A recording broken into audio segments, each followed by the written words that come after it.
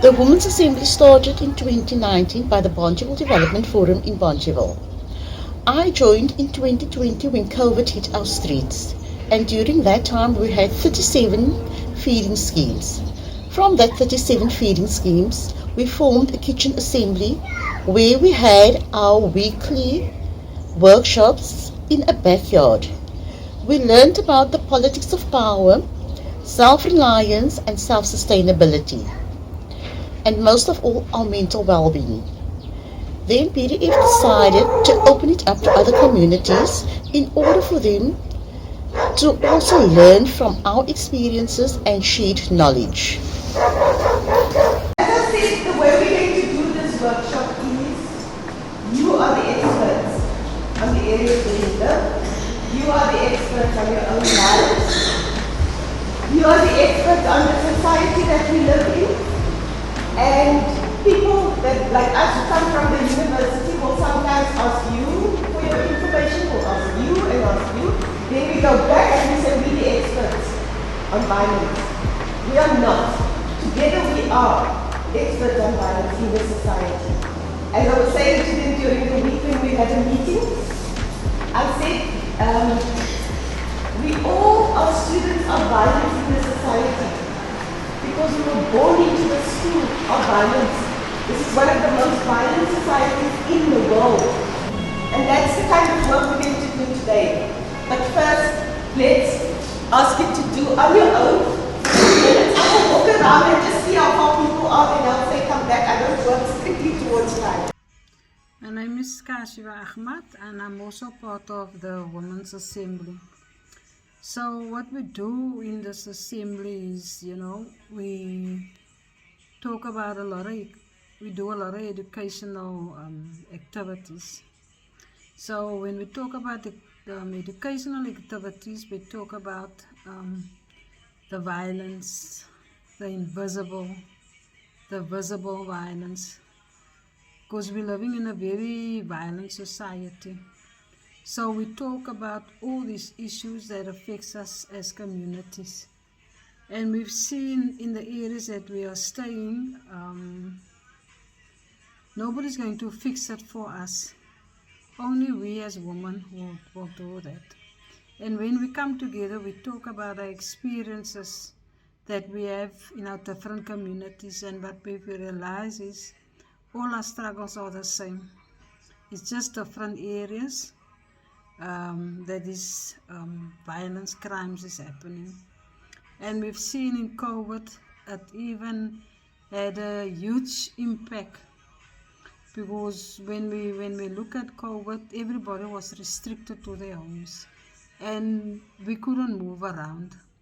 And violence occurred in these areas of our household. And a lot of us are very vulnerable when it comes to these violent crimes that's happening in our homes. And we are ashamed to talk about these things.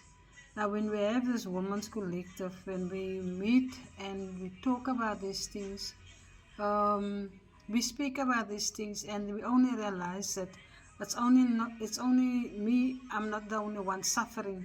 So I have some of the women, as you can see on top, it's just women that's here. Because it's women that's leading our struggles in our community. And we've seen that also when you go for your IDs, you struggle to get even the children's paperwork in order. And when you go to SASSA, they're giving you a very hard time.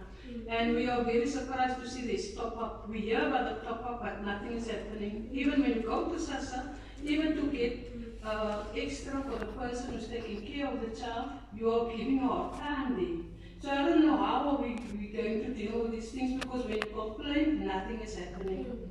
And my last question is also, there's a lot of submissions always that are done when there's amendments that's going to some of the acts. Now I want to know also, giving all the submissions, what is happening to those submissions? And is the report back and a time frame also? Because we're also working with housing issues also. I know I'm offside here. Because we've done so many submissions, but there's no feedback, no report back. Then we just see the bill is drafted without the amendments of people and comments that people make. So I want to know also, what is happening, if there's changes that's going to be made, and what is our next step if we're not happy with what you're doing. Because I'm sure this is the place that we need to come and lay our complaints, because you're the public servants of us. We've also formed the Bonteheuwel Women's Assembly, which is a safe space for our women, and we're dealing with that, and we're only opening that space, which is a feminist space, when our women are ready, because you must also understand we have wives and husbands as part of our members and so forth, and in some cases we have women that's been abused by their men. It might be psychologically, it might be it's not always physical, or very little of it is physical, it's psychological and so forth. So we're creating that safe space. But then the men has also come up to us and said, but why don't you also create a space for us? Because we need to also have our own space to unlearn and become better activists within our communities. And that to me was a big thing, and we haven't gone to it because a number of other men are saying, ek wil nie praat nie. Men don't talk. We've always tried to have workshops. So one leg of it is political education, and the other leg of it is psychosocial support. So you have to come through that so that you can understand the whole. Why do we have mental health issues? And then link it to the politics of it. Do I have adequate housing to stay in? Why don't I have?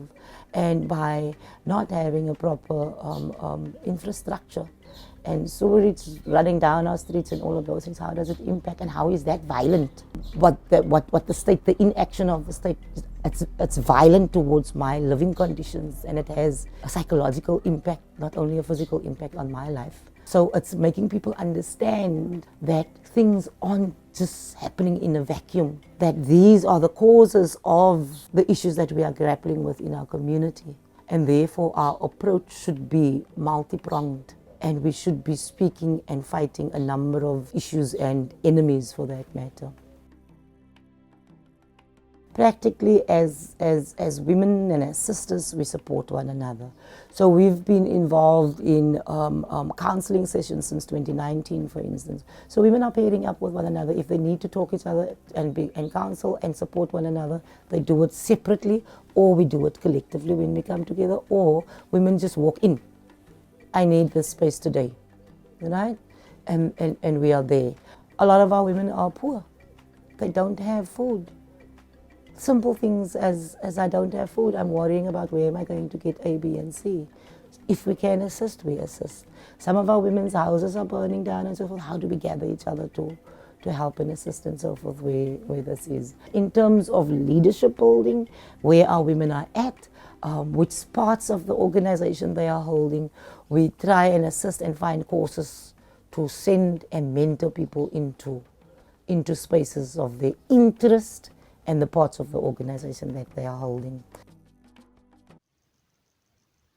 From these educational programs, we, as broken as we were in the beginning, have learned to become whole again.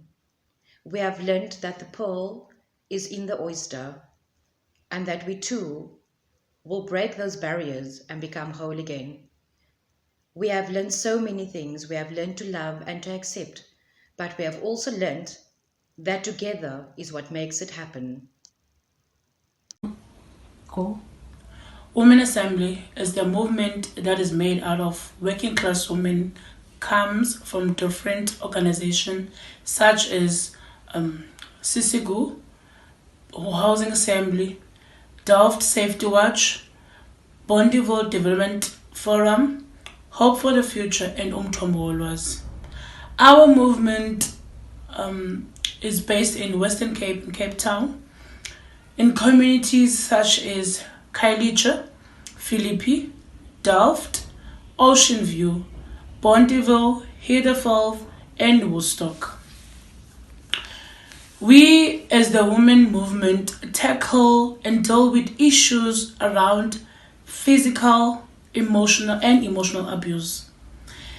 As women, we have nothing to celebrate because of the continuous pain, suffering, trauma we endure. under our violent society: state, capitalist system, patriarchy, rape, GBV, and food sovereignty. We'll still sit and discuss these issues in hope to strengthen, educate, and give platform to be vulnerable and speak out.